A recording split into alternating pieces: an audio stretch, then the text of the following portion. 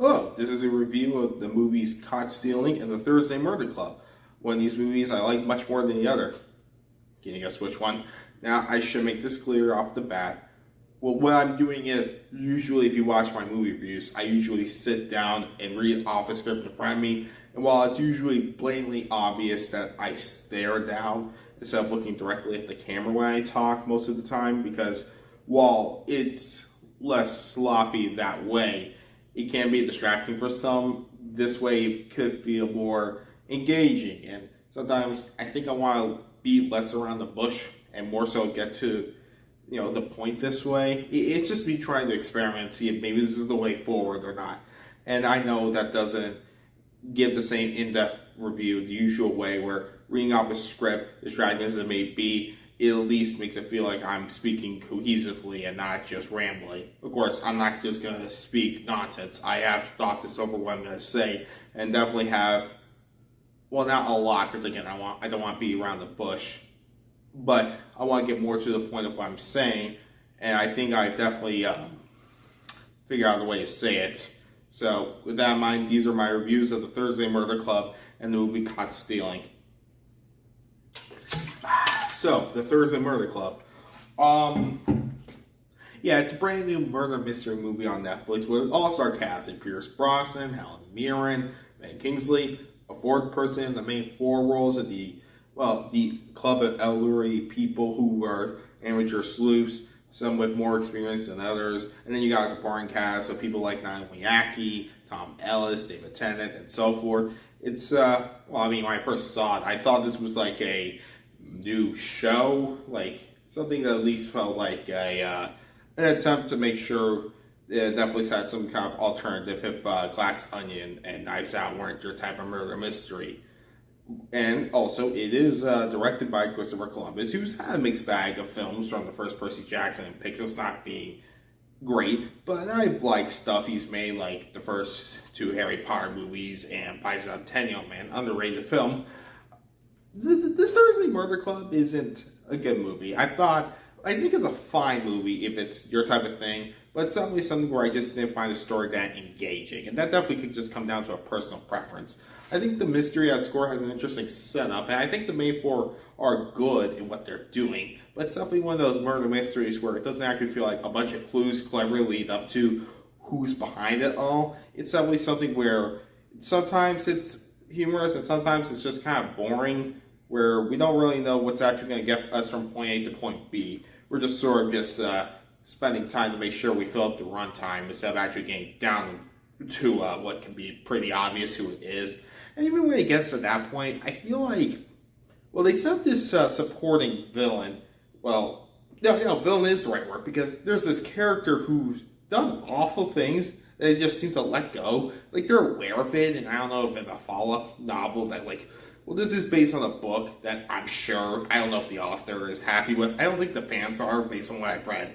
But I don't know if in the follow-up there was this thing where this character comes back, but this character seems to get away with doing horrible things. And the actual, once the murder is, so there's a first murder that once it's revealed who is the killer, it's more sad than it is fulfilling, and it doesn't feel like the movie, does a good job blending the themes of having this jovial attitude towards these amateur sleuths solving murder, to being this very sad realization of who it is. And then it's this follow-up where there was a second murder for a character that no one seemed to care about, and then suddenly it's there has to be this conclusion that is even sadder. It feels it's hard to explain without context, but if you've seen the context, it's I feel like they could just kind of let the characters get away with it, because what happens is very upsetting. But it's not I'm not going to lose sleep over it. It's not like the characters are that interesting. It's more so one of those movies where you're more interested because of the cast and if they got no names at all.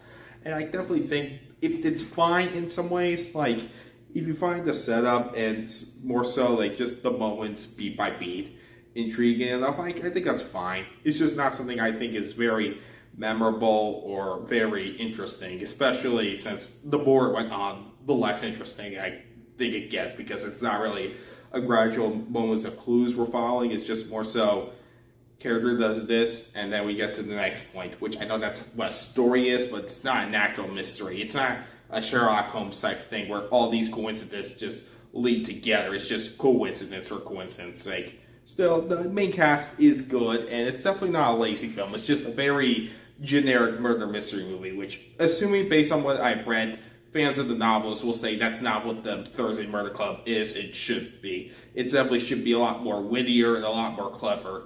And what I've read the previews, this movie doesn't really do it justice, but that's not up for me to decide. Again, I think if this is your type of thing and you have your expectations lowered, it's a perfectly fine movie, but as for me, I think it's very mediocre. And I would give the Thursday Murder Club a 5 out of 10.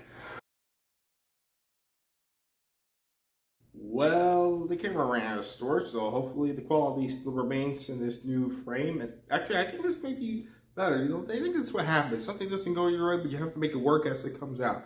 In fact, I think this is a good segue into the next movie, and one of the best movies of the year even, Caught Stealing, directed by Darren Aronofsky, which I'm sure there's a sort of expectation of what this type of movie should and shouldn't be based on Requiem for a Dream, The Whale, The Wrestler, etc.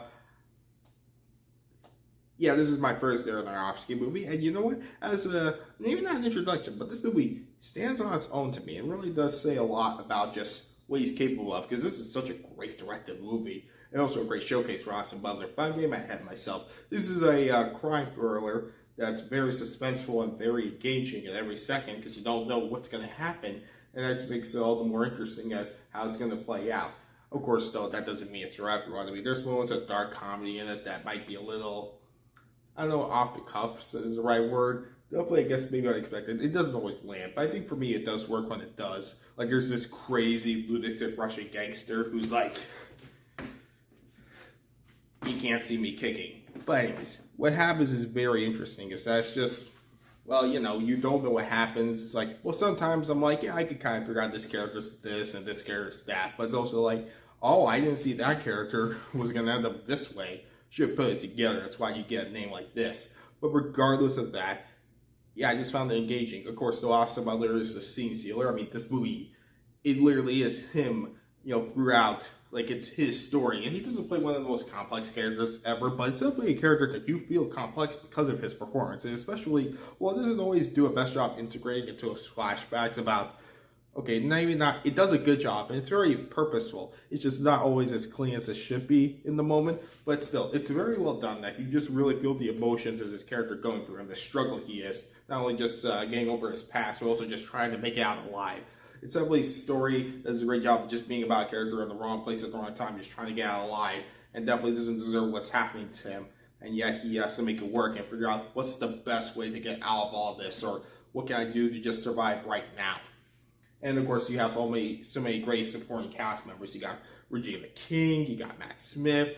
There's these two Jewish gangsters that, well, okay, as a Jew, I found very funny. In fact, as a New Jerseyan and member of a Mets family, there's a scene that's going to be very cathartic where, again, that Russian gangster I talked about, he has a Giants hat on. So, Austin Butler's like, Mets fans, get him. As I say out loud, that may be a bit of a spoiler, so I'm not going to spoil really anything, because, again, you should go into this blind. And I guess there is part of me that does feel like when talking about it that way, when you're in the moment and don't know what's going on, that's more interesting than if I want to rewatch, you're going to watch it and you're going to be like, I know how this plays out, I know what's going to seem pointless. Like, in the moment, you're like, I don't know if this is, like, the right choice, because he doesn't know. He does a good job putting you in his shoes and never feeling like, you're at a disadvantage because this character is the audience. Well, okay, he is his own character. He's not a bland protagonist.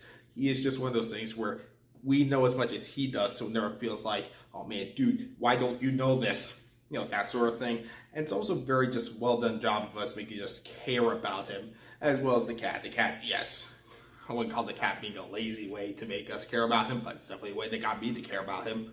Anything else that's worth talking about? Yeah, the cinematography is great. The editing, just the scope and scale of it. You really feel the grittiness of it, the sleaziness, while also being very entertaining and memorable. Like I said, there's moments I'm hard to talk about without spoilers. And I guess of any other nitpicks, I mean, as a film guy, I mean, there are moments where it's like, you know, an object's very specifically designed one way because it's going to be a Chekhov's gun type thing. Like, when I put it like this, it's like, okay, I can't spoil it, so take that for what it's worth.